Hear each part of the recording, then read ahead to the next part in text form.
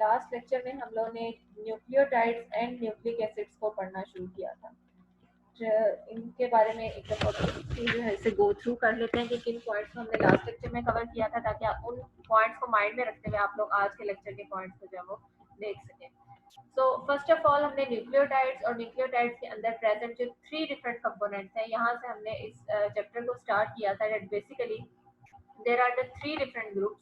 which are the part of any particular nucleotide। यानी आपके पास जहाँ पे भी जिस स्ट्रक्चर के अंदर भी ये 3 components present होंगे, this structure will be considered as a nucleotide। First of all, a pentose sugar, a 5 carbon sugar, जो कि हमने डिस्कस की थी कि this sugar is different in 2 different nucleic acids। DNA के अंदर आपके पास जो पेंटोज शुगर है, ये राइबोज की 2 डीऑक्सी फॉर्म है। दैट्स व्हाई हम इसे 2 डीऑक्सी राइबोज कहते हैं। But in the case of the RNA, this sugar is totally ribose, यानी उसमें किसी किस्म की कोई सब्स्टिट्यूशन या वहां से किसी ग्रुप का रिमूवल नहीं हुआ होता। Similarly, this carbon number 1 of the pentose sugar or the ribose or the deoxyribose, sometimes because this is in its beta configuration and sometimes it is attached with the amino group of the specific nitrogen containing base, which may be the single ringed or the double ringed, यानी adenine, guanine, cytosine, thymine या uracil, purines या pyrimidines में से कोई सी भी nitrogenous base जो है वो अपने खास किस्म के नाइट्रोजन एटम को यूटिलाइज करते हुए यहाँ पे carbon number 1 of the pentose के साथ बॉन्ड फॉर्मेशन कर सकती है। And we have identified that in the case of the pyrimidines this nitrogen atom is nitrogen number 1, and in the case of the purines which are the double ringed nitrogenous bases, इनमें nitrogen number 9 जो है it is going to make a bond with the carbon number 1 of the pentose। So this bond, this specific linkage is n beta glycosyl bond। इसको हम n beta glycosyl bond इसलिए कहते हैं because this glycosylic bond is because of the nitrogen atom जो कि यहाँ पे present है। तो this nitrogen atom is a linker between the two groups. So इस बॉन्ड की कॉन्फ़िगरेशन बीटा कॉन्फ़िगरेशन है, लेकिन यहाँ पे जो मेन एटम है which is specific for this type of the bond, this is nitrogen. इस बॉन्ड को हम एन बीटा ग्लाइकोसाइल बॉन्ड कहते हैं in order to differentiate from the O glycosylic bond जो कि नॉर्मली कार्बोहाइड्रेट्स के अंदर हमने ऑब्जर्व किया। So this is the first linkage between the two components of the nucleotide, but still there is a third component जिसको भी हमने discuss नहीं किया, and this component is a phosphate group जो कि यहाँ पे बॉन्ड बनाता है ester bond with the hydroxyl group of the carbon number 5 of the pentose. तो किस किस पोजीशन पे कौन कौन सा ग्रुप अटैच है और कौन कौन सा बॉन्ड यहाँ पे बन रहा है, ये बॉन्ड आप लोगों को पता होना चाहिए if you are going to discuss a nucleotide. And then you will compare the structure of a nucleotide with a nucleoside. कि न्यूक्लियोटाइड के अंदर आपके पास जो है ये फॉस्फेट ग्रुप प्रेजेंट होता है, but if you are going to minus this phosphate group from these 3 components, so the remaining portion जिसमें आपके पास 2 कंपोनेंट्स हैं, एक पेंटोज शुगर एंड एक nitrogenous base, this portion is called as a nucleoside। So this phosphate group is the main point of difference between a nucleotide and a nucleoside। तो किस किस position पे कौन कौन सा ग्रुप किस किस तरह से बॉन्ड फॉर्मेशन करे, इन पॉइंट्स को डिस्कस करने के बाद similarly we have compared the structure of ribose and 2 deoxyribose, and then we have discussed the nomenclature of the bases, nucleosides and nucleotide. और इसमें मैंने आप लोगों से कहा था कि आप लोगों ने सिंपल नाइट्रोजनस बेस, एक न्यूक्लियोसाइड और न्यूक्लियोटाइड के नेम को कंपेयर करना है, ताकि समटाइम्स अगर आप लोगों को किसी क्वेश्चन या किसी जगह में किसी लिटरेचर में आप लोग इनमें से किसी नेम को जो है वो इनकाउंटर करते हैं, तो you must have an idea कि आपके पास न्यूक्लियोसाइड को डिजिग्नेट कर रहा है, न्यूक्लियोटाइड को डिजिग्नेट कर रहा है, या फिर this is name of a specific nitrogenous base. So just like their name, you can also use the different type of the symbols to differentiate between the nucleoside, nucleotide and the simply nitrogenous base। So इनकी symbolic representation, इनके names, like यहाँ पे हम लोगों ने जो एक nomenclature पढ़ी थी उसकी एक variation यहाँ पे observe कर रहे हैं कि sometimes we can add the 5-phosphate, 5-monophosphate, diphosphate या triphosphate at the end of a nucleoside। यानी न्यूक्लियोसाइड और न्यूक्लियोटाइड के अंदर जो मेन पॉइंट ऑफ डिफरेंस है, it is a phosphate group, and if you are going to add up here the 5 monophosphate, it means कि अब आपने इस न्यूक्लियोसाइड को एक न्यूक्लियोटाइड में कन्वर्ट कर दिया, बिकॉज आपने इसके एंड पे फॉस्फेट ग्रुप को भी ऐड कर दिया। So adenosine 5 monophosphate is an name of a nucleotide, not the nucleoside. ठीक है, सो इस पॉइंट को भी अपने माइंड में रखिएगा कि न्यूक्लियोटाइड के नोमेनक्लेचर के 2 तरीके हैं। एक तरफ तो ये आपने डिस्कस किया था कि you can add a specific suffix at the end of the name of a nucleotide, and still you can replace a nucleoside. You can rename a nucleoside to a nucleotide by adding the 5 monophosphate, 5 diphosphate, or 5 triphosphate at the end of the name of a nucleoside. So these are the two ways through which you can give a specific name to the nucleotide. Apart from the major bases जिनको हमने nucleotides में observe किया है, that are the adenine, guanine, cytosine, thymine and uracil, हमने some minor bases की contribution और इन minor bases के जो फंक्शंस हैं within the nucleic acid इनको भी डिस्कस किया था. That some time the minor bases are the part of the nucleic acid but they have specific role. For example 5 methyl cytidine की बात करें तो this is a specific type of the nitrogenous base where the 5th position of the cytidine residue, nitrogenous base is methylated. यानी normal अगर आप cytidine के structure को इस 5 मिथाइल साइटिडीन के साथ कंपेयर करें तो there is an attachment of methyl group in this specific type of the nitrogenous base. So this modified or this minor base, which is the portion of only the few percentage of the nucleic acid, यानी hardly 1% या 2% हो सकता है ये nucleic acid का part हो. तो इसका पर्पस क्या है? This is going to regulate the gene expression. यानी किस जगह पे आपका जो न्यूक्लिक एसिड है वो हेट्रोक्रोमेटिन की फॉर्म में होगा या वो यूक्रोमेटिन की फॉर्म में होगा. दीज मिथाइलेशन पैटर्न्स जो हैं ये डीएनए के इस फॉर्म को जो है वो चेंज करने में हेल्प करते हैं, यानी अल्टीमेटली ये डीएनए के एक्सप्रेशन को रेगुलेट करते हैं. Similarly, there are some other type of the nitrogenous bases जहाँ पे मिथाइल ग्रुप या फिर हाइड्रोक्साइल ग्रुप या हाइड्रोक्सीमिथाइलिन ग्रुप की अटैचमेंट जो है वो अल्टीमेटली न्यूक्लिक एसिड में मल्टीपल पॉइंट्स को जो है वो रेगुलेट करती है. For example sometimes post transcriptional modifications को रेगुलेट करती है. समटाइम आरएनए पॉलीमरेज और प्रोमोटर रीजन के दरमियान जो इंटरेक्शन है उन इंटरेक्शंस को डेवलप करने में हेल्प करती है. So these all are the terminologies जो कि इंशाल्लाह आप मॉलिक्यूलर बायोलॉजी में इन डिटेल डिस्कस करेंगे कि हाउ न्यूक्लिक एसिड के अंदर जो न्यूक्लियोटाइड्स हैं उन न्यूक्लियोटाइड्स की भी फर्दर जो है वो मॉडिफिकेशन या उनकी सब्सटीट्यूशन हो सकती है, यानी उन पे डिफरेंट टाइप्स ऑफ ग्रुप की अटैचमेंट हो सकती है, just like the substitution of carbohydrates and other biomolecules. तो न्यूक्लिक एसिड में ये सब्सटीट्यूशन जो हैं ये जेनेटिक इंफॉर्मेशन की ट्रांसमिशन, उसकी रेगुलेशन, उसकी पोस्ट ट्रांसक्रिप्शनल मॉडिफिकेशन या पोस्ट ट्रांसलेशनल मॉडिफिकेशन को रेगुलेट करने के लिए ज़रूरी है. इसी तरह से हमने कुछ मॉडिफाइड न्यूक्लियोटाइड्स को भी डिस्कस किया था. लाइक अभी जैसे मैंने आप लोगों से डिस्कस किया है कि nucleotide is the combination of the 3 different component, nitrogenous containing base, a pentose sugar and a phosphate group. लेकिन नॉर्मली इनके अंदर जो लिंकेजेस हैं वो हमने पढ़े हैं कि आपके पास जो पेंटोज शुगर है, ये पेंटोज शुगर यहाँ पे जो है वो carbon number 1 of the pentose sugar is going to make a bond with the nitrogenous base और carbon number 5 of the pentose sugar is going to attach a phosphate group. लेकिन sometimes in linkages में हम variation observe करते हैं. Like यहाँ पे अगर आप ऑब्जर्व करें तो ठीक है, नाइट्रोजनस बेस और पेंटोज शुगर के दरमियान जो लिंकेज है दिस इज इंटैक्ट, इसमें किसी किस्म का कोई चेंज नहीं है, यही लिंकेज हमने पहले भी डिस्कस किया. But here is a modification, like in addition to the 5 hydroxyl group of the pentose sugar, आपका जो 3 पोजीशन पे हाइड्रोक्साइल ग्रुप है it is also developing a linkage with the phosphate group. So this type of the nucleotide is a modified nucleotide because इसमें जो standard nucleotide है उससे थोड़ा सा हट के थोड़ा सा different type of linkages हम ऑब्जर्व कर रहे हैं. और इस केस में जो लिंकेज है this is a cyclic linkage, यानी इस केस में आपके जो दो डिफरेंट हाइड्रोक्साइल ग्रुप्स हैं आपका पेंटोज शुगर से are going to interact with a single molecule. So that's why हम इसे कहते हैं कि this is a cyclic monophosphate. So this is adenosine 3,5 cyclic monophosphate, जिसमें adenosine जो कि नॉर्मली ये न्यूक्लियोसाइड है जिसमें एडेनिन और ये आपके पास पेंटोज शुगर जो है ये प्रेजेंट है. So this is adenosine and this adenosine is attached with a 1 phosphate group at 3 and 5 position. So that's why इसे adenosine 3,5 cyclic monophosphate भी कहा जाता है. So this cyclic AMP has a very important role in the intracellular signaling. Like आपके पास जब cell के साथ कोई रिसेप्टर प्रेजेंट है और इस रिसेप्टर के साथ कोई लिगेंड मॉलिक्यूल इंटरेक्ट करता है तो this ligand molecule will in turn result in the transfer of the information inside the cell. और सेल के अंदर कुछ खास किस्म के मॉलिक्यूल रहते हैं which can act as the second messenger because ये जो है ये इस रिसेप्टर और लिगेंड के दरमियान इंटरेक्शन की जो इंफॉर्मेशन है इसको सेल के अंदर जो बाकी मशीनरी है उस तक लेके जाते हैं. So cyclic AMP has a very important role because it can act as the intracellular messenger molecule. यानी ये सेल के अंदर जो सिग्नलिंग की का काम है इसको ये करता है, यानी सेल के अंदर सिग्नल इंफॉर्मेशन लेके जाता है कि इस टाइम में ये वाला रिसेप्टर जो है वो इस हार्मोन के साथ बाइंड कर रहा है, तो इट मीन्स के सेल के अंदर इन एंजाइम्स को एक्टिवेट होना या इन एंजाइम्स को सप्रेस होना। फॉर एग्जाम्पल इसमें अगर मैं आप लोगों के सामने 1 to 2 लाइन्स में एक्सप्लेन करूँ, तो जो ग्लूकागोन हार्मोन है जो कि नॉर्मली स्टारवेशन की कंडीशन में रिलीज होता है,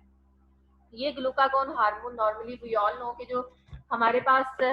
लिवर है उसके अंदर ग्लाइकोजन रिजर्व प्रेजेंट है, तो ये ग्लूकागोन जो है वो उन ग्लाइकोजन रिजर्व को रिलीज कराने में हेल्प करता है, और उस केस में ये cyclic AMP glucagon mediated signalling pathways की जो इंफॉर्मेशन है वो ग्लाइकोजन तक लेके जाती है, और अल्टीमेटली इस साइक्लिक एएमपी के प्रेजेंस में ग्लाइकोजन जो है वो अल्टीमेटली ग्लूकोज में कन्वर्ट होना शुरू हो जाएगा। सो दिस इज हाउ कि रिसेप्टर जो है वो लिगेंड के साथ बाइंड करता है, और लिगेंड जो है वो सेल से बाहर रहते हुए अपनी इंफॉर्मेशन सेल के अंदर ट्रांसमिट करता है, और उस इंफॉर्मेशन को वो ट्रांसमिट कर रहा है with the help of these second messenger molecule, and the name of these molecule are cyclic AMP. अगर किसी वजह से साइक्लिक एएमपी की कंसंट्रेशन इंक्रीज नहीं होगी तो अल्टीमेटली जो ग्लाइकोजन की हाइड्रोलिसिस है वो भी नहीं होगी। इसके पीछे एक कॉम्प्लेक्स किस्म का सिग्नलिंग पाथवे है जो कि मैं यहाँ पे एक्सप्लेन इसलिए नहीं कर रही बिकॉज आप लोगों के लिए it's too early to explain here. So इंशाल्लाह नेक्स्ट आप लोग इंजिमोलॉजी या किसी कोर्स में जब भी इस सिग्नलिंग पाथवे को पढ़ेंगे तो अपने माइंड में इस पॉइंट को जरूर रखिएगा कि cyclic AMP is a second messenger जो कि सेल के अंदर इंफॉर्मेशन को जो है वो लेके जाता है, and this is a type of nucleotide, और ये प्रोड्यूस किस तरह से हो रहा है with the help of an enzyme adenylyl साइक्लेज, जो कि एटीपी को यूज करते हुए उसमें से ये पायरोफॉस्फेट यानी दीज टू ग्रुप्स को रिलीज कराएगा, और अल्टीमेटली ये जो फॉस्फेट ग्रुप नॉर्मली 5 पोजीशन के ऊपर अटैच है, इस फॉस्फेट ग्रुप का ये बॉन्ड भी डेवलप कर देगा with the 3rd position. So ultimately आपके पास ये जो स्ट्रक्चर है जो एटीपी है ये अल्टीमेटली साइक्लिक एएमपी के अंदर कन्वर्ट हो सकता है with the help of this enzyme adenylyl साइक्लेज। तो यहाँ तक हम लोग ने न्यूक्लियोटाइड्स को डिस्कस किया था कि न्यूक्लियोटाइड्स किस तरह से बनते हैं, न्यूक्लियोटाइड्स में कौन कौन से कंपोनेंट्स हैं, कौन कौन से लिंकेजेस हैं, कौन कौन से इनकी मॉडिफाइड या डिफरेंट फॉर्म्स हैं जो कि स्टैंडर्ड न्यूक्लियोटाइड्स के अंदर प्रेजेंट नहीं है। So now we will discuss the polymerization of the nucleotides. Just like the amino acids, just like the carbohydrates, जहाँ पे हमने ये चीज डिस्कस की थी कि जो बिल्डिंग ब्लॉक हैं, जो मोनोमेरिक कंपाउंड्स हैं, they can develop a specific type of the linkage, and then two monomers will be linked together and they will make a dimer, similarly a trimer, tetramer and polymer ultimately, जिसमें आपके पास multiple जो monomers हैं they are linked with a specific type of the bond. So यहाँ nucleic acids के case में आपके पास जो मोनोमर्स हैं, these monomers are nucleotide. This is a one nucleotide and this is the second nucleotide, and these two nucleotides are going to make a bond. So पहले आप लोगों को ये पता होना चाहिए कि न्यूक्लियोटाइड्स में कौन कौन से ऐसे ग्रुप्स हैं which are going to interact with one another, which are going to make a bond. Just like the amino acids, आप लोगों ने वहां पे भी उन रिएक्टिव ग्रुप्स को हाईलाइट किया था, फिर उनके दरमियान कंडेंसेशन देखी, और कंडेंसेशन के बाद you were able to make a bond between the different amino acids. यानी आपको अगर मैं 5 6 7 अमाइनो एसिड्स प्रोवाइड करूं और आपको कहूं कि इस सीक्वेंस के अंदर इनके दरमियान पेप्टाइड बॉन्ड फॉर्मेशन करें, तो यू ऑल नो कि किन किन ग्रुप्स को आपने जो है वो एज अ बॉन्ड डोनर और बॉन्ड एक्सेप्टर यूज करते हुए इनके दरमियान पेप्टाइड बॉन्ड फॉर्मेशन करनी है। So just like the amino acids, यहाँ पे भी रिएक्टिव ग्रुप्स को आइडेंटिफाई करने के बाद अगर मैं आप लोगों को 3 या 4 different types of the nucleotides provide करूँ, तो you must have an idea कि किस तरह से ये न्यूक्लियोटाइड्स आपस में पोलीमराइज होंगे। सो फर्स्ट ऑफ ऑल आपके पास जो पहला न्यूक्लियोटाइड है, फर्स्ट न्यूक्लियोटाइड अपनी जो 3 हाइड्रोक्साइल ग्रुप है, इसे 3 प्राइम के साइन से हम समटाइम्स इसलिए डिजिग्नेट करते हैं because we want to differentiate this 3 position of the ribose from the 3 position of the base, because nitrogenous base के अंदर भी हमारे पास मल्टीपल जो है वो carbon and nitrogen atoms present है। सो राइबोज शुगर के अंदर प्रेजेंट कार्बन एटम्स को इस नाइट्रोजनस बेस के कार्बन एटम से डिफरेंशिएट करने के लिए इनके ऊपर प्राइम साइन लगाया जाता है। So 3 prime hydroxyl means the hydroxyl group which is the part of the which is present at third carbon atom of the ribose sugar. So इस केस में आपके पास जो है वो एक न्यूक्लियोटाइड जो फर्स्ट न्यूक्लियोटाइड है इसका 3 प्राइम हाइड्रोक्साइल ग्रुप जो है ये बाउंड फॉर्मेशन में यूज होगा, और दूसरी तरफ जो आपका सेकंड न्यूक्लियोटाइड है, इस सेकंड न्यूक्लियोटाइड का 5 prime phosphate group, 5 prime phosphate group means the phosphate group which is present at the 5 carbon atom of the ribose sugar. So these are the two reactive groups which will undergo the condensation reaction, और condensation reaction के दरमियान के बाद इनके दरमियान bond formation होगा। You will see कि इसमें कंडेंसेशन रिएक्शन यहाँ पे इस हाइड्रोक्साइल ग्रुप और यहाँ पे इस हाइड्रोक्साइल ग्रुप के दरमियान कंडेंसेशन रिएक्शन होगी और ultimately they will make a phosphodiester bond. इसे फॉस्फोडाईईस्टर बॉन्ड इसलिए कहा जाता है बिकॉज दिस फॉस्फेट ग्रुप, ये जो आपके पास फॉस्फेट ग्रुप है, इसने दो तरफ ईस्टर बॉन्ड फॉर्मेशन किया है। First one is this and the second one is this. So one phosphate group is making the two ester bonds, one with this ribose at the 5 position and the second with this ribose at the 3rd position. So this is the 3,5 phosphodiester bond. यानी आपके पास जो इन carbon atoms है, आप इनकी phosphate group की position को भी डिजिग्नेट कर सकते हैं। सो सिमिलरली अगर इस जो आपके पास जो है वो ओलिगोन्यूक्लियोटाइड चेन में फर्दर हम एक और न्यूक्लियोटाइड ऐड करवाना चाहते हैं, so now this nucleotide will target this hydroxyl group. यानी आपके पास जो तीसरा न्यूक्लियोटाइड आएगा, उस तीसरे न्यूक्लियोटाइड में ये वाला hydroxyl group will react with the phosphate group of the incoming nucleotide और आपके पास ये जो चेन है ये इलोंगेट होती जाएगी एंड एट द एंड आपके पास इस पोलीन्यूक्लियोटाइड चेन में you will end up with the two portions. एक portion होगा 5 prime end and the second portion will be 3 prime end. Polynucleotide chain में लाइक इस पॉइंट को अगर मैं नेक्स्ट स्लाइड में एक्सप्लेन कर दूं, लाइक इस तरह से अगर आप देखें तो आपके पास this is the first nucleotide, this is the second nucleotide, this is the third nucleotide and this is the fourth nucleotide, and all these nucleotides are linked with one another via 3 and 5 groups. इनकी interaction या इनके दरमियान bond formation के through ये linked होते हैं। For example this is the first nucleotide और इसमें 3 प्राइम पे जो हाइड्रोक्साइल ग्रुप था, इस 3 प्राइम हाइड्रोक्साइल ग्रुप ने नेक्स्ट सेकंड न्यूक्लियोटाइड के 5 प्राइम पे जो फॉस्फेट ग्रुप था इसको यूज करते हुए एक फॉस्फोडाइस्टर बॉन्ड बनाया। This is the first phosphodiester bond between first nucleotide and second nucleotide. Then second nucleotide की जो थर्ड पोजीशन के ऊपर हाइड्रोक्साइल ग्रुप था, इस हाइड्रोक्साइल ग्रुप ने अगेन जो नेक्स्ट न्यूक्लियोटाइड है उसकी 5 पोजीशन पे मौजूद फॉस्फेट ग्रुप के साथ अगेन एक फॉस्फोडाइस्टर बॉन्ड बनाया। सो this is the second bond between the nucleotide number 2 and nucleotide number 3। Again, the nucleotide number 3 and 4 are going to make a bond by using the 3 hydroxyl group at the 3 position of the nucleotide number 3 and the phosphate group which is present at the 5 prime position of the nucleotide number 4. So they will again undergo the condensation and will make a bond. So 4 nucleotides को आपस में hold करने के लिए, इन्हें link करने के लिए there will be the 3 types of the 3 different phosphodiester bonds जो कि बनेंगे और अल्टीमेटली 4 न्यूक्लियोटाइड्स को आपस में लिंक अप करेंगे। वी ऑल नो कि आपके पास जब पोली न्यूक्लियोटाइड चेन बनेगी तो जो आपका सबसे पहला न्यूक्लियोटाइड है इसका फॉस्फेट ग्रुप बिल्कुल फ्री होगा बिकॉज इसने किसी भी दूसरे न्यूक्लियोटाइड के साथ बॉन्ड फॉर्मेशन नहीं की। So the end of a polynucleotide chain where there is a free phosphate group is available, free 5 prime phosphate group is available, इस एंड को हम कहते हैं, this and is the 5 prime end of the DNA, like just like the N terminus of the protein and the C terminus of the protein, इसी तरह से आपकी जो ओलिगो आपकी जो सैकराइड चेन थी, पॉलीसैकराइड चेन थी, उसमें भी एक तरफ रिड्यूसिंग और नॉन रिड्यूसिंग एंड की हमने जो है वो नोमेनक्लेचर ऐड की। इसी तरह से पॉलीन्यूक्लियोटाइड चेन्स जो हैं,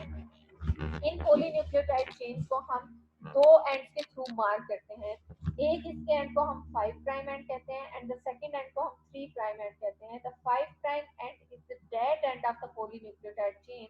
where there is a free phosphate group is available, and because this phosphate group is attached to the 5 prime end of the ribose, that's why हम इस एंड को 5 प्राइम एंड कहते हैं। सिमिलरली पोलीन्यूक्लियोटाइड चेन का वो portion, वो and जहाँ पे आपके पास एक फ्री 3 हाइड्रोक्साइल ग्रुप अवेलेबल है, यानी यहाँ पे चूंकि चेन इलोंगेशन रुक गई है, कोई नया आने वाला न्यूक्लियोटाइड यहाँ पे ऐड नहीं हो रहा, सो यहाँ पे आपकी इलोंगेशन का प्रोसेस एंड हो गया। सो 3 पोजीशन के ऊपर जो हाइड्रोक्साइल ग्रुप अवेलेबल है,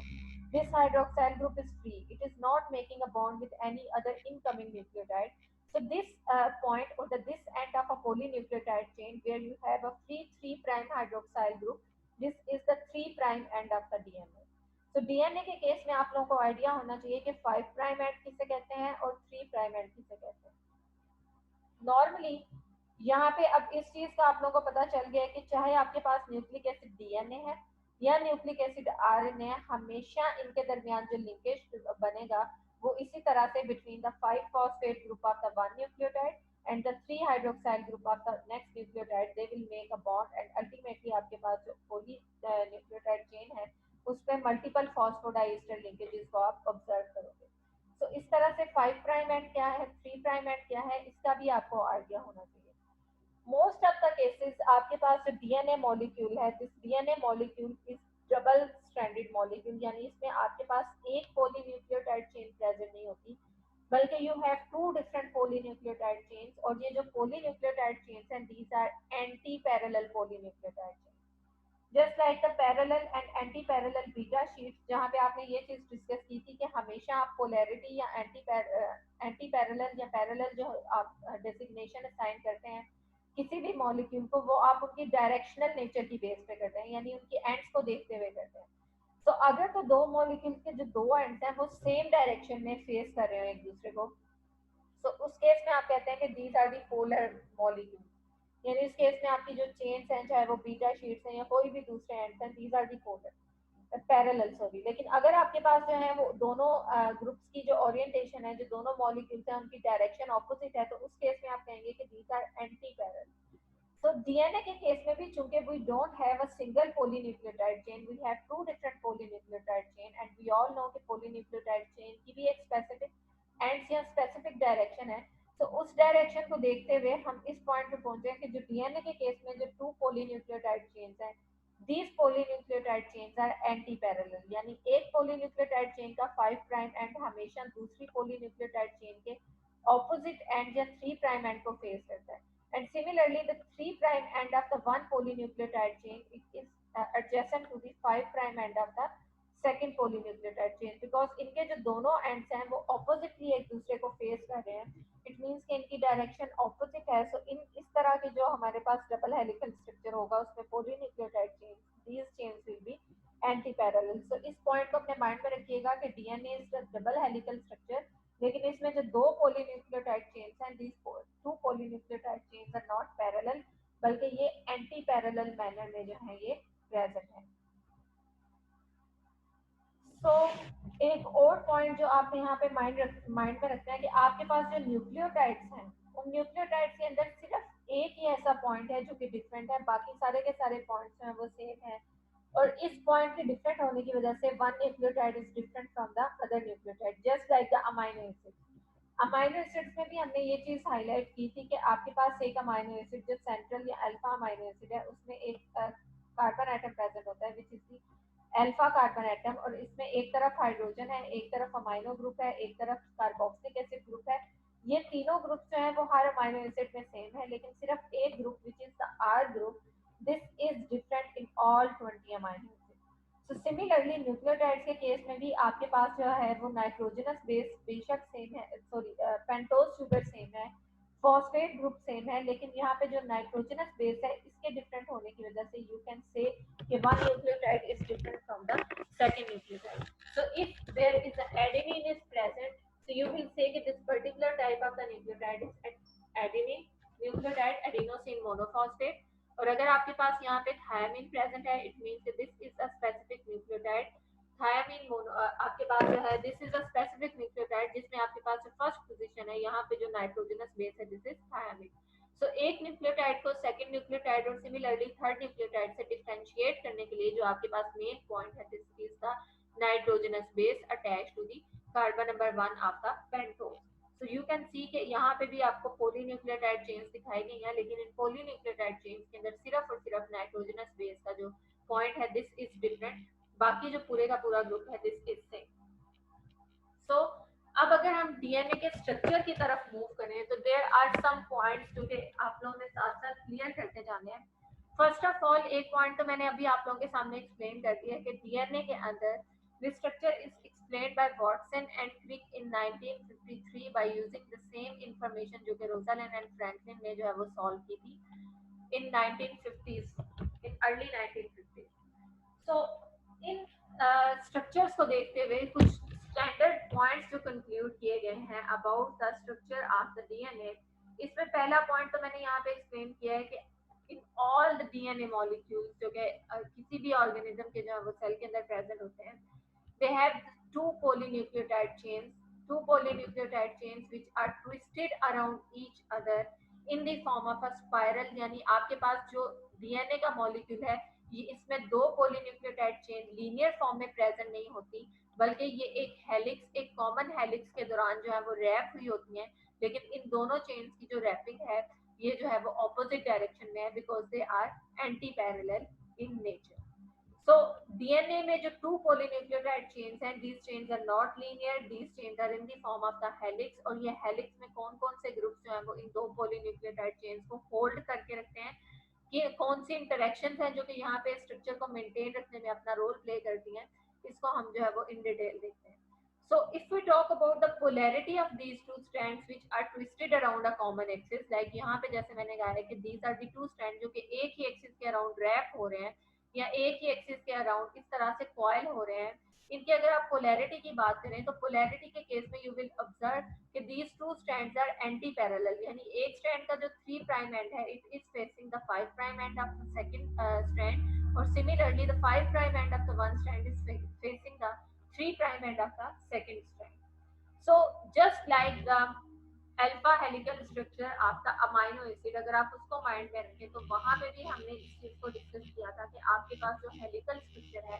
उसकी बैकबोन में उस केस में पेप्टाइड बॉन्ड्स प्रेजेंट थे, और जो लिंकर मॉलिक्यूल थे उनमें साइड आपके जो अमाइनो ग्रुप, आपकी जो पेप्टाइड बॉन्ड्स हैं उनके जो अमाइनो ग्रुप और कार्बोनाइल ग्रुप है उनके दरमियान हाइड्रोजन बॉन्डिंग हुई। सिमिलरली इस केस में भी आपके पास जो शुगर फॉस्फेट ग्रुप्स हैं, these groups will make the backbone, यानी ये आपके पास जो हेलिकल स्ट्रक्चर है इसमें this phosphate and this sugar they will make the backbone। ये जो बैकबोन मॉलिक्यूल यहाँ पे आपके पास जो है वो पोलीन्यूक्लियोटाइड चेन की बनेगी उसमें phosphate and this pentose sugar they will present, यानी बैकबोन में हमेशा वो ग्रुप्स प्रेजेंट होते हैं जो कि आपके पास जो है वो इस ओरिजिनल या पेरेंट मॉलिक्यूल के स्ट्रक्चर को मेंटेन रखने के लिए उनके दरमियान कोवलेंट बॉन्ड फॉर्मेशन करते हैं।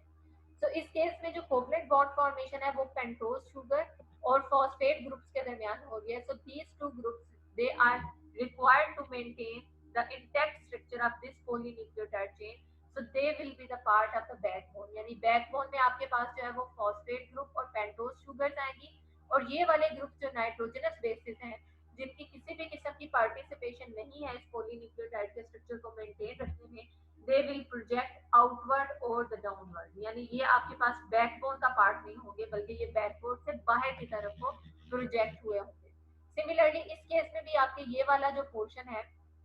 phosphate and pentose sugar they will make the backbone and nitrogenous bases they will project outward. So ultimately आपके पास ये जो दो polynucleotide chains हैं ये polynucleotide chains इस manner में एक दूसरे को जो है वो फेस करती है, यानी here you can see कि these circles are representing the phosphate group और यहाँ पे ये जो आपके पास जो है वो furanose ring है, ये ring जो है वो ribose को represent कर रही है। तो अल्टरनेटिवली इस बैकबोन के अंदर आप ऑब्जर्व कर रहे हैं कि phosphate and sugar, again phosphate and sugar, phosphate and sugar, so phosphate and sugar molecule are alternatively present inside the backbone, जबकि जो आपके पास कार्बन नंबर 1 के साथ अटैच नाइट्रोजनस बेसिस हैं दे विल प्रोजेक्ट आउटवर्ड, यानी ये जो दोनों आपके पास पॉलीन्यूक्लियोटाइड चेन्स हैं, polynucleotide chain 1 and polynucleotide chain 2, इनकी जो नाइट्रोजनस बेसिस हैं they will project outward of the backbone and they will face each other, और एक दूसरे को फेस करने की वजह से they have the potential to make hydrogen bonding with them. Obviously hydrogen bonding तभी होगी जब आपके पास जो नाइट्रोजनस बेसिस हैं वो कंपैटिबल होगी, यानी हमेशा आपके पास जो नाइट्रोजनस बेसिस है they can make the hydrogen bond in specific pairs, यानी एडेनिन हमेशा थायमिन के साथ हाइड्रोजन बॉन्डिंग कर सकती है, सिमिलरली आपके पास जो गुआनिन है ये साइटोसिन के साथ हाइड्रोजन बॉन्डिंग कर सकती है। So there are the 3 hydrogen bonds between guanine and cytosine and the 2 hydrogen bonds between adenine and thymine. तो यहाँ पे इस केस में जब आपके पास बैकबोन से ये नाइट्रोजनस बेसिस प्रोजेक्ट होंगे and they will face each other, तो इस केस में इनके दरमियान हाइड्रोजन बॉन्डिंग होगी and this hydrogen bonding will make this double helical structure of the DNA intact, यानी ये इसको इसकी प्रॉपर पोजीशन या प्रॉपर अलाइनमेंट के अंदर रखने के लिए इन नाइट्रोजनस बेसिस के दरमियान हाइड्रोजन बॉन्डिंग का बनना जरूरी है। अगर हाइड्रोजन बॉन्डिंग किसी वजह से डिस्टर्ब हो जाएगी, हाइड्रोजन बॉन्डिंग यहाँ पे नहीं बनेगी, इट मींस कि ये जो दो पॉलीन्यूक्लियोटाइड चेन्स हैं, these polynucleotide chains can no longer stay together तो ये एक दूसरे से अलग हो जाएंगी, बिकॉज इनको होल्ड करने के लिए, इनको यहाँ पे इकट्ठे रखने के लिए इन ग्रुप्स के दरमियान हाइड्रोजन बॉन्डिंग का डेवलप होना बहुत जरूरी है। And because hydrogen bonding can develop only between the compatible nitrogen species, because hydrogen bonding जो है वो कंपैटिबल नाइट्रोजनस बेसिस के दरमियान बनती है, इट मीन्स कि अगर किसी वजह से डीएनए के अंदर इन नाइट्रोजनस बेसिस की सब्स्टिट्यूशन हो जाए, यानी रिप्लेसमेंट हो जाए, म्यूटेशन हो जाए, यानी एडेनिन की बजाय इस न्यूक्लियोटाइड में साइटोसिन आके लग जाए, तो इट मीन्स कि यहाँ पे जो नॉर्मल हाइड्रोजन बॉन्डिंग का पोटेंशियल था वो डिस्टर्ब हो गया और डीएनए का स्ट्रक्चर जो है वो डैमेज भी हो सकता है। तो दैट इज वाई के म्यूटेशन जो है वो क्यों डीएनए को डैमेज करती हैं या क्यों वो प्रोटीन की प्रोडक्ट को अल्टीमेटली डिस्टर्ब करती हैं, because mutations are going to disturb the normal structure of DNA. Normally जो यहाँ पे हाइड्रोजन बॉन्डिंग बनती है ये उस हाइड्रोजन बॉन्डिंग के पैटर्न को ब्लॉक कर सकती है। तो फर्स्ट ऑफ ऑल इस वॉटसन और क्रिक के मॉडल के अंदर हमने एक पॉइंट क्लियर किया है कि आपके पास जो पॉलीन्यूक्लियोटाइड चेन्स हैं, this polynucleotide chains are present in the form of a pair, यानी two polynucleotide chains are present and these polynucleotide chains are not linear, ये स्पाइरल फॉर्म में एक ही कॉमन एक्सिस के अराउंड रैप करती हैं। these polynucleotide chains are anti parallel, यानी इनकी जो डायरेक्शन है वो ऑपोजिट है। and then we have discussed the groups which are present in the backbone and the groups which are projected outward, so हमेशा sugar and phosphate they will make the backbone, these are the groups which are the part of the backbone। और जो nitrogenous bases हैं purines and the pyrimidines, ये backbone का part नहीं है बल्कि ये बैकबोन से बाहर की तरफ को प्रोजेक्ट हुई हुई है। And the sole purpose of these nitrogenous bases is to make the hydrogen bonds between the two polynucleotide chains of the DNA and to provide them the environment जिसकी मदद से ये जो है वो coexist या इकट्ठे जो है वो एक स्ट्रक्चर में रह सकते हैं। तो नाइट्रोजनस बेसिस हाइड्रोजन बॉन्डिंग का पैटर्न डेवलप करके इन ऑपोजिट स्ट्रैंड को, इन टू डिफरेंट पोलीन्यूक्लियोटाइड स्ट्रैंड को जो है वो साइमल्टेनियस एक डबल हेलिकल स्ट्रक्चर की फॉर्म में होल्ड करके रखते हैं। तो नाइट्रोजनस बेसिस के अलावा यहाँ पे ओके नाइट्रोजनस बेसिस का फर्दर पैटर्न देख लिया, कंप्लीमेंटेरिटी देख ली कि आपके पास कौन कौन सी बेसिस जो है these are the complementary to each other. It means कि आपके पास यहाँ से एक पॉइंट आपने क्लियर रखना है कि अगर आपके पास जो है वो ये जो कंप्लीमेंटेरिटी का जो यहाँ पे रूल एक्सप्लेन किया है कि हमेशा एडेनिन जो है वो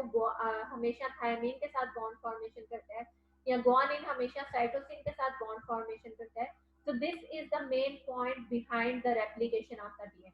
Because we all know कि डीएनए के रेप्लिकेशन के दौरान दो जो पोलीन्यूक्लियोटाइड चेन्स हैं इनके दरमियान हाइड्रोजन बॉन्डिंग जो है वो ब्रेक होती है और दो में से सिर्फ एक स्ट्रैंड ऐसा टेम्पलेट एक्ट करता है और दूसरा स्ट्रैंड जो है वो उस स्ट्रैंड को देखते हुए जो है वो डॉटर स्ट्रैंड की सिंथेसिस करवा देता है। So how this mechanism of replication is possible, हमें यहाँ से ये जो थर्ड पॉइंट फिफ्थ पॉइंट है of Watson and the Crick model, इससे हमें ये चीज पता चल रही है कि एक्चुअली जो एक स्ट्रैंड है डीएनए का,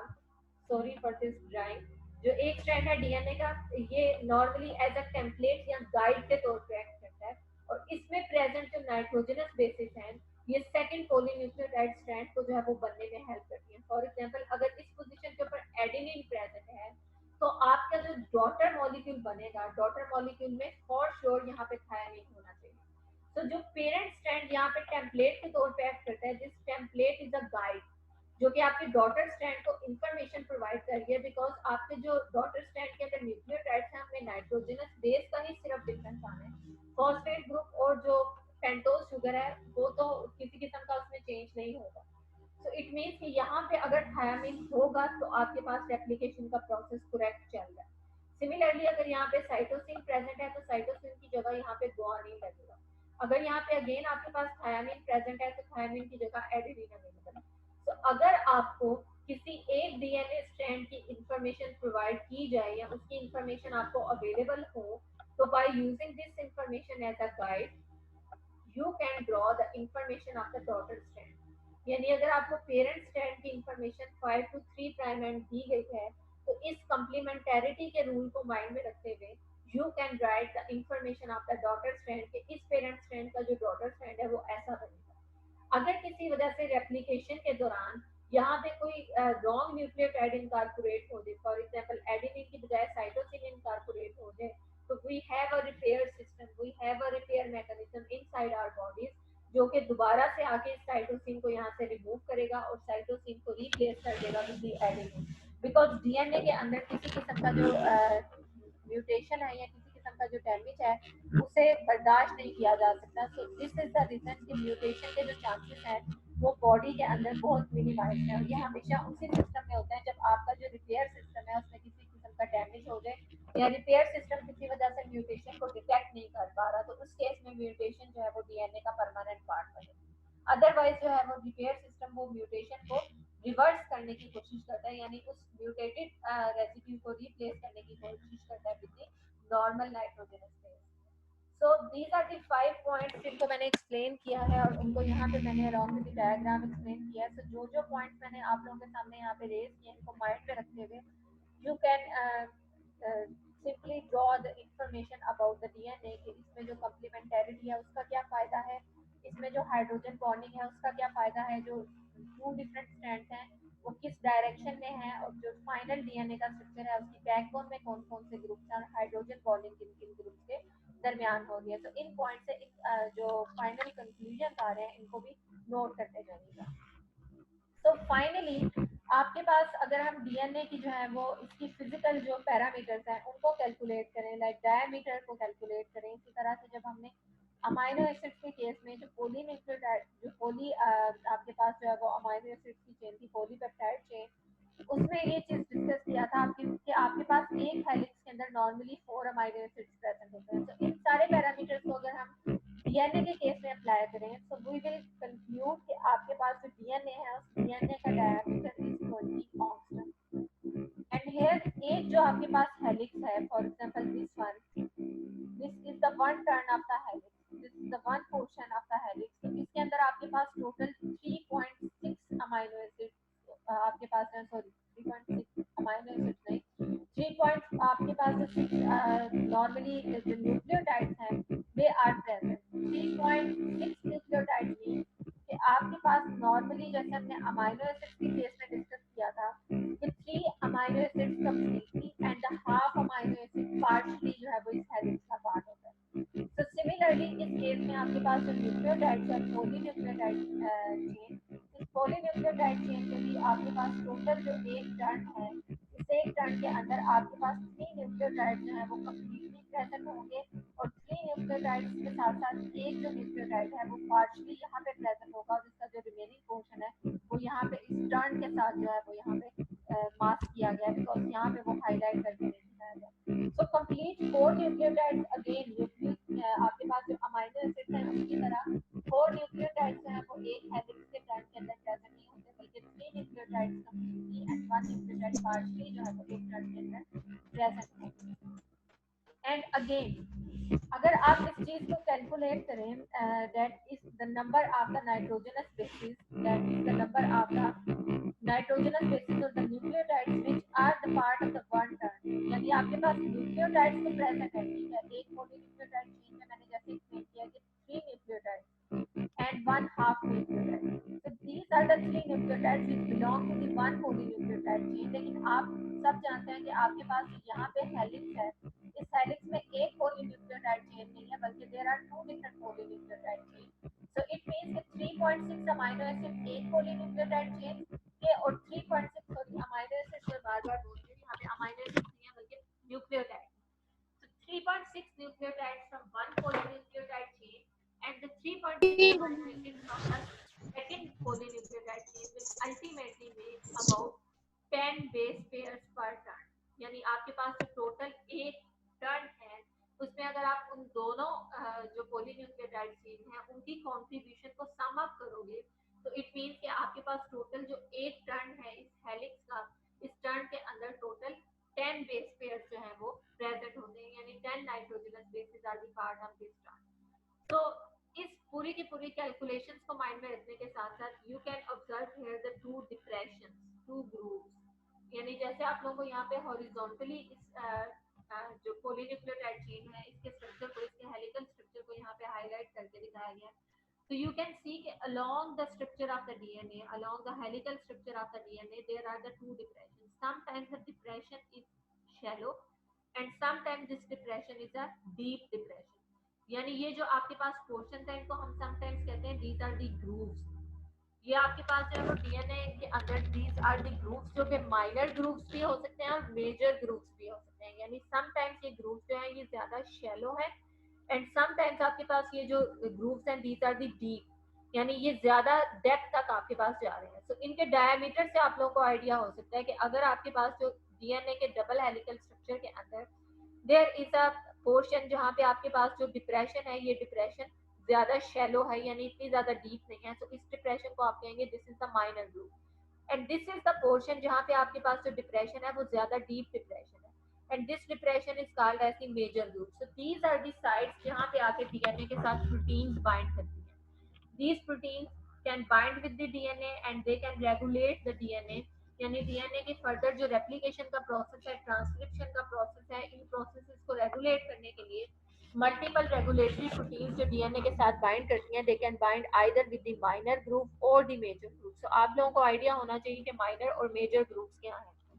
सो this is the structure of the DNA, जिसमें these are the few points जो मैंने आप लोगों के सामने एक्सप्लेन किए हैं। अगर यहाँ तक किसी का कोई क्वेश्चन है तो आप लोग पूछ लें, अदरवाइज फिर हम आरएनए के स्ट्रक्चर की तरफ।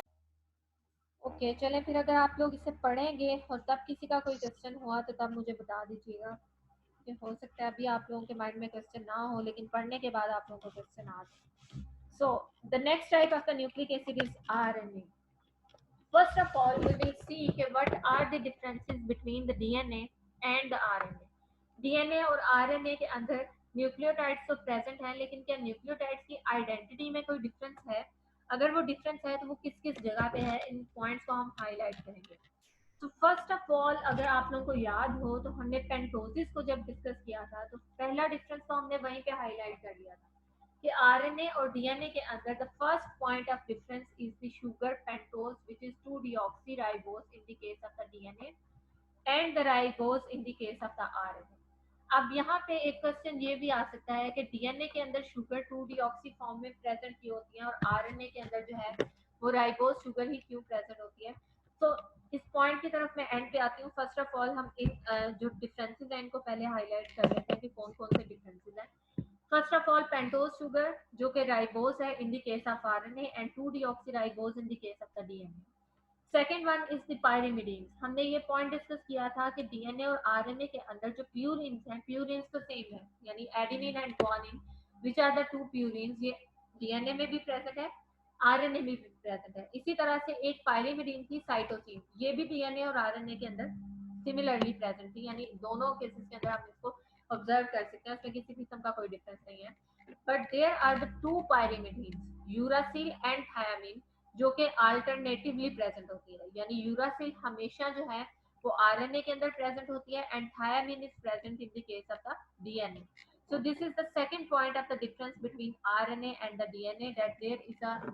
nitrogenous base which is unique to the RNA uracil and there is a nitrogenous base which is present in the case of the DNA।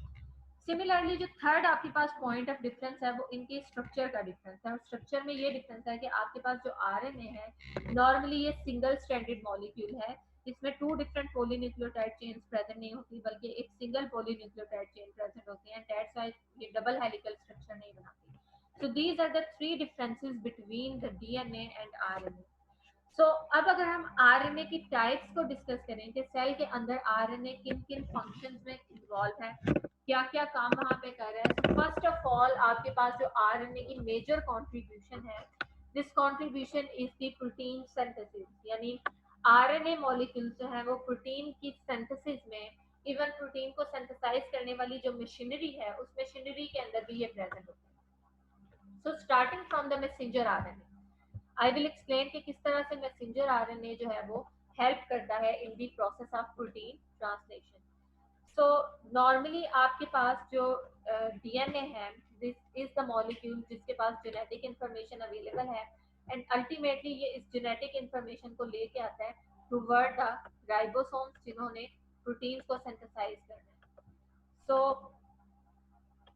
Normally आपके पास suppose you have a DNA molecule और DNA के अंदर जो है वो specific जो है वो एक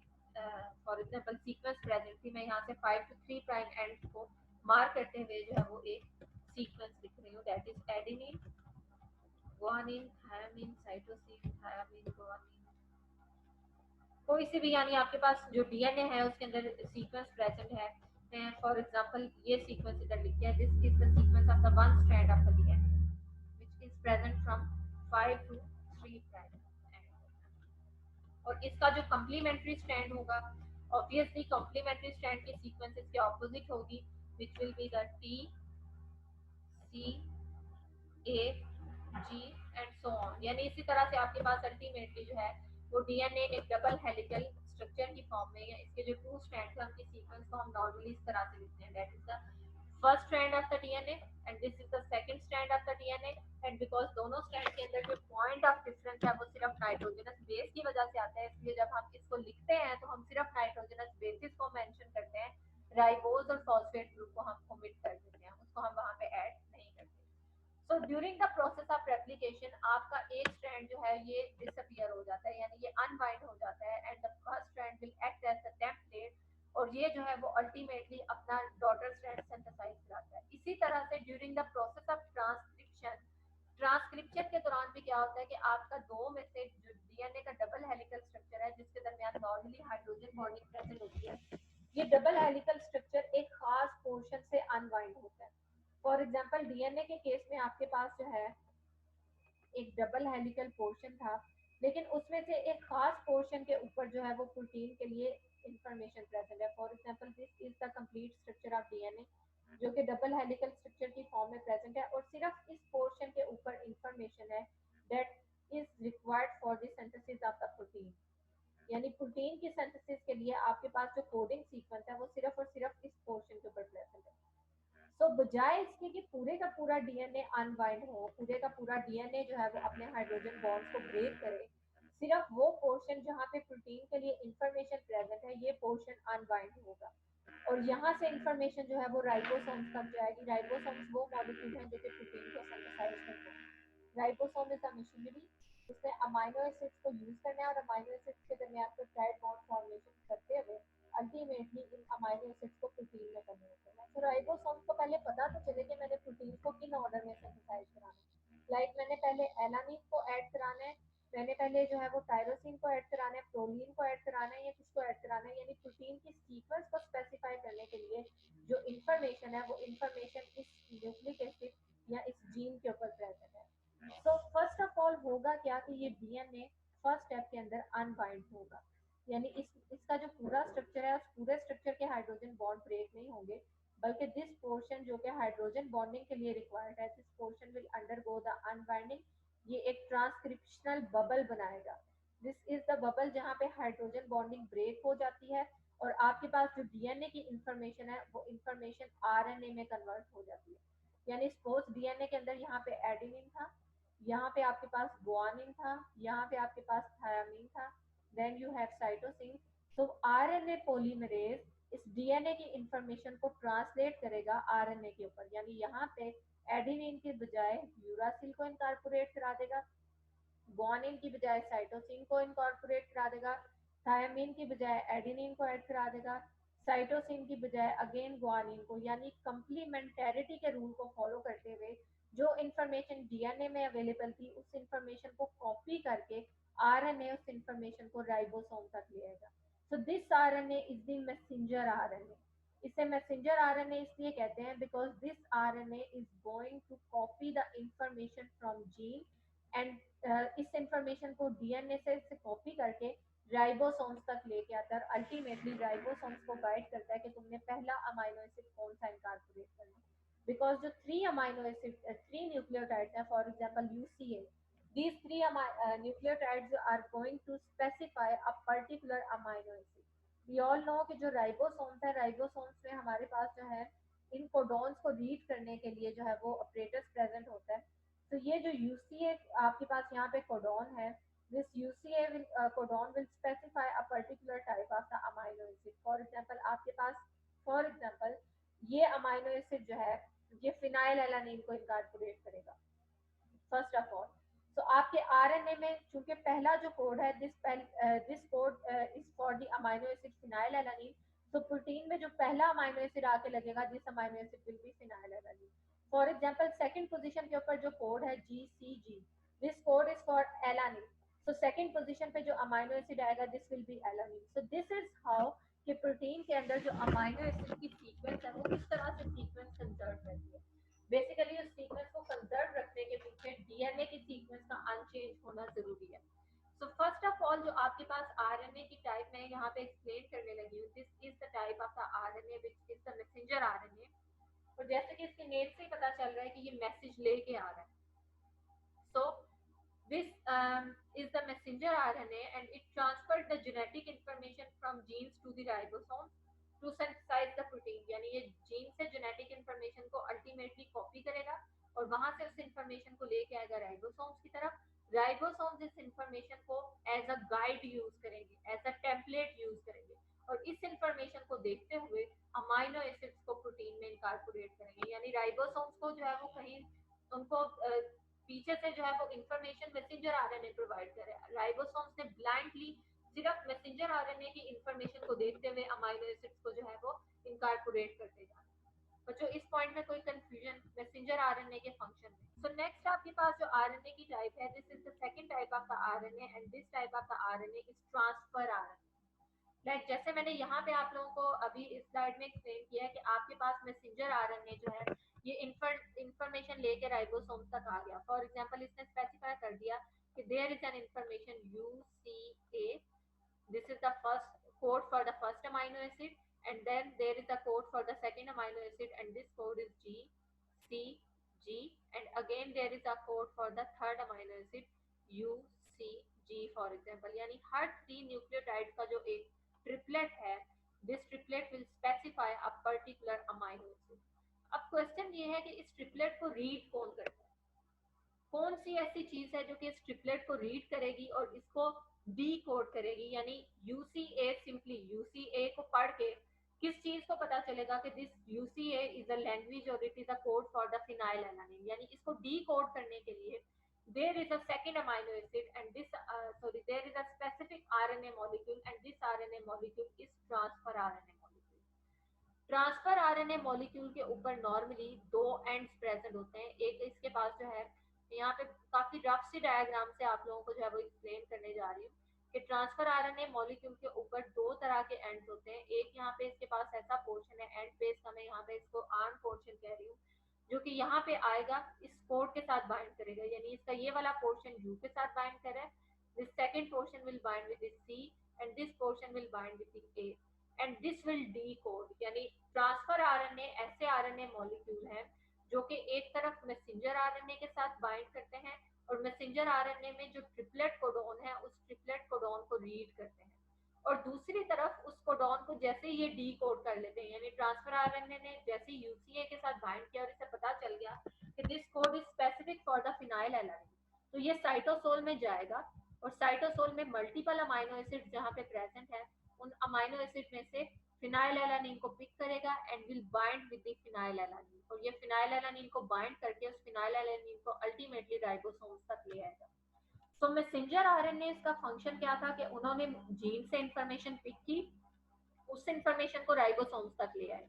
बाकी का काम ट्रांसफर आरएनए कर रहे हैं। ट्रांसफर आरएनए मैसेंजर आरएनए को रीड करेंगे, उसके कोड को डीकोड करेंगे और साइटोसोल में से कंपैटिबल अमाइनो एसिड को पिक करते हुए प्रोटीन सिंथेसिस की तरफ उसे यूज करेंगे। So the second type of the RNA molecule is the transfer RNA molecule and it reads the genetic code present on the messenger RNA and then transfer those amino acids to the ribosome for the protein synthesis whose codes are present on messenger RNA। यानी specific amino acid को provide करने के लिए transfer RNA का उन codes को read करना और उन कोड्स को डी कोड करना बहुत जरूरी है। So these are the two amino acids जो कि प्रोटीन सिंथेसिस में किस तरह से रोल प्ले करें ये मैंने आप लोगों को एक्सप्लेन कर दिया। The third type of the RNA molecule that is the ribosomal RNA molecule, this is the integral part of the ribosome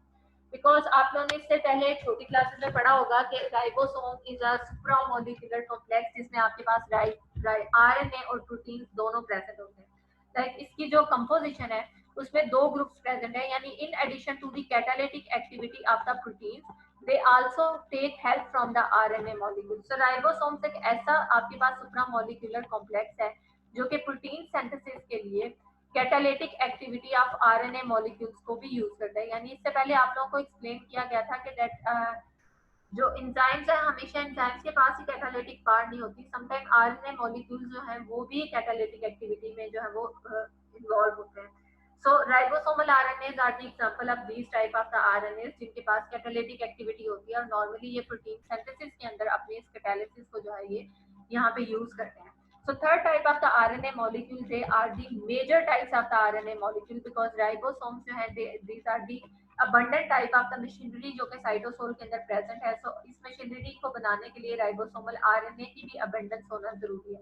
So these are the structural component of ribosomes यानी transfer RNA और messenger RNA these are the individual components जो कि इस ribosomes को help work करने में help कर रहे हैं। लेकिन जो राइबोसोमल आरएनए और आरएनए मॉलिक्यूल है, this is the integral part of this complex which is the ribosome.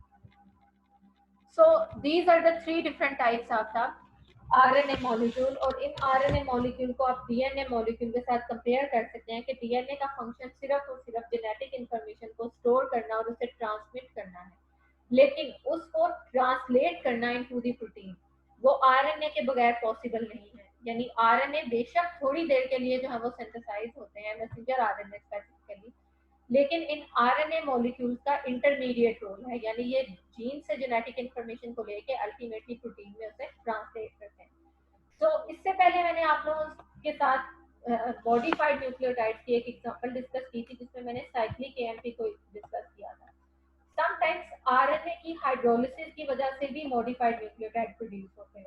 Like यहाँ पे यू कैन सी कि समटाइम्स आप जब अल्कलाइन कंडीशंस प्रोवाइड करते हो आरएनए मॉलिक्यूल को, डीएनए के ऊपर अल्कलाइन कंडीशंस का कोई जो है वो इफेक्ट नहीं होता। क्यों इफेक्ट नहीं होता वो भी मैं अभी एक्सप्लेन करती हूँ। सो बेसिकली जो मैंने आप लोगों से अभी यहाँ पे एक पॉइंट रेज किया था कि डीएनए के अंदर जो है वो शुगर 2-डीऑक्सीराइबोज शुगर होती है और आरएनए के अंदर जो शुगर है दिस इज राइबोज। इसकी सिग्निफिकेंस को भी आप यहाँ से पिन पॉइंट कर सकते हैं। नॉर्मली साइटोसोल के अंदर आपके पास जो डिफरेंट न्यूक्लियोफिलिक ग्रुप्स हैं they can act on the RNA molecule. यानी आप लोगों ने नॉर्मली ये पॉइंट शायद सुना होगा कि जो आरएनए मॉलिक्यूल है इसकी हाफ लाइफ बहुत कम है। आरएनए मॉलिक्यूल जो है वो सिर्फ प्रोटीन सिंथेसिस में हेल्प करता है और उसके बाद ये डीग्रेड हो जाता है, यानी इसकी जो है वो लाइसिस हो जाती है। लेकिन डीएनए जो है वो ये एक इंटैक्ट मॉलिक्यूल है, इसकी जो है वो डिग्रेडेशन नहीं होती है, इसके ऊपर न्यूक्लियोफाइल जो है वो उस तरह से अटैक नहीं करते जिस तरह से ये आरएनए मॉलिक्यूल के ऊपर अटैक करते हैं। So normally this is a nucleophile molecule which is derived from an alkaline condition or a base molecule, and it is going to target a free hydroxyl group available to this position. यानी आपके पास जो ribose sugar यहाँ पे है, इस ribose sugar की second position के ऊपर एक ग्रुप ऐसा अवेलेबल है जिसके ऊपर जाके ये न्यूक्लियोफाइल अटैक कर सकते हैं और यहाँ से प्रोटॉन को ग्रैब कर सकता है। तो अगर किसी वजह से ये न्यूक्लियोफाइल यहाँ पे जो है वो इस ग्रुप को ब्रेक करता है तो अल्टीमेटली जो ऑक्सीजन यहाँ पे प्रोड्यूस होगी, इस oxygen in order to compensate its valency ये यहाँ पे फॉस्फेट के साथ बॉन्ड फॉर्मेशन कर लेगी। तो this is again a modified nucleotide, लेकिन दिस टाइम आपके पास जो न्यूक्लियोटाइड है इस न्यूक्लियोटाइड में 2 डिफरेंट फॉस्फेट ग्रुप्स अटैच हैं। यानी यहाँ पे आपके पास जो है वो एक तरफ 5 पोजीशन के ऊपर फॉस्फेट ग्रुप अटैच है और दूसरी तरफ एक फॉस्फेट ग्रुप जो है ये थर्ड पोजीशन के ऊपर जो प्रेजेंट था। नॉर्मली यहाँ पे पॉलीन्यूक्लियोटाइड चेन थी, यानी ये जो दो न्यूक्लियोटाइड्स हैं इनके दरमियान इस फॉस्फेट ग्रुप ने यहाँ पे 5th पोजीशन और 3rd पोजीशन के दरमियान बॉन्ड फॉर्मेशन किया था, फॉस्फोडाइएस्टर बॉन्ड। सो यहाँ पे ये जो आपके पास न्यूक्लियोफाइल है या अल्कलाइन कंडीशंस हैं ये इस फॉस्फोडाइएस्टर बॉन्ड को ब्रेक करेंगी और इस बॉन्ड को ब्रेक करने के बाद एक तरफ तो आपके पास यहाँ पे जो है ये ग्रुप प्रोड्यूस हो गया और दूसरी तरफ ये जो फॉस्फेट ग्रुप है ये फॉस्फेट ग्रुप सेकंड पोजीशन के ऊपर जो नॉर्मली ऑक्सीजन एटम है उसके साथ बॉन्ड फॉर्मेशन कर लेगा। तो इस तरह के न्यूक्लियोटाइड को हम कहते हैं कि this is the 2 and 3 monophosphate nucleotide. यानी ऐसा न्यूक्लियोटाइड जिसमें आपके सेकंड और थर्ड पोजीशन के ऊपर जो एक फॉस्फेट ग्रुप है उस फॉस्फेट ग्रुप की वजह से दो पोजीशंस के जो हाइड्रोक्साइल ग्रुप्स हैं वो हाइड्रोजन वो यहाँ पे बॉन्ड फॉर्मेशन में इन्वॉल्व है। तो इस तरह के स्ट्रक्चर में यू कैन सी कि आपके पास जो नॉर्मली अगर डीएनए के केस में सेकंड पोजीशन के ऊपर हाइड्रोक्साइल ग्रुप प्रेजेंट होता तो जो अल्कलाइन कंडीशंस हैं या जो अल्कलाइन ग्रुप्स हैं they can break the structure of the polynucleotides of the DNA. तो डीएनए को इस डैमेज से बचाने के लिए या डीएनए के स्ट्रक्चर को ज्यादा स्टेबल करने के लिए, उसे स्टेबिलिटी इंपार्ट करने के लिए उसमें से जो सेकंड पोजीशन है वहां से हाइड्रोजन को रिमूव करा दिया जाता है ताकि उसमें जो ग्रुप्स हैं वो ग्रुप्स जो हैं वो न्यूक्लियोफाइल के अटैक को रिस्पॉन्ड ना कर सकें। सो दैट्स व्हाई अल्कलाइन कंडीशंस के ऊपर आरएनए की हाइड्रोलिसिस हो जाती है, लेकिन इन्हीं अल्कलाइन कंडीशंस के ऊपर डीएनए की हाइड्रोलिसिस नहीं होती। तो this is the main point जो आप लोगों ने अपने माइंड में रखना है।